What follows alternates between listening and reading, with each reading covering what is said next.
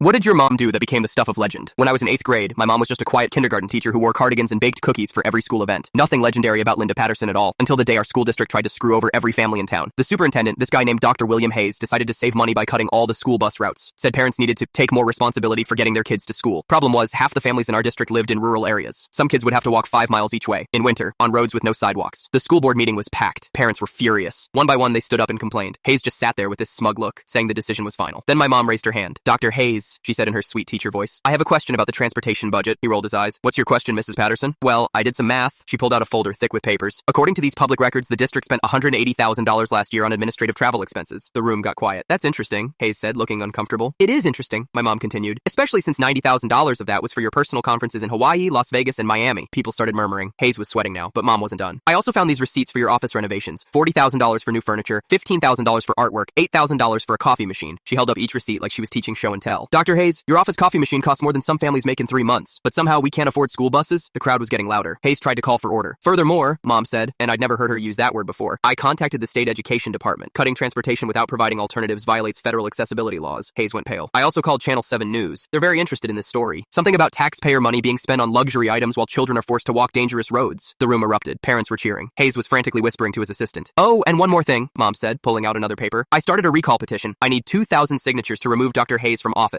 I already have 1,847. She smiled that same sweet smile she used when reading Storytime. Would anyone else like to sign? The line to sign that petition stretched out the door. Hayes resigned 2 weeks later. The bus routes were restored the next day. My mom made the front page of 3 newspapers. But the legendary part wasn't the petition or the research. It was what happened next. The school board asked mom to run for superintendent. She won by the biggest margin in district history. For the next 15 years, she turned our struggling rural district into one of the best in the state. New computers, updated textbooks, higher teacher salaries, and she did it all while wearing those same cardigans and baking cookies for every school event. At her retirement party, they named the new library after her. The plaque reads, Linda Patterson Library, where sweet teachers can still raise hell when necessary. Even now, 20 years later, when someone in our town wants to complain about corruption or unfairness, people say the same thing. Somebody needs to pull a Linda Patterson on these guys. My quiet kindergarten teacher mom became a verb.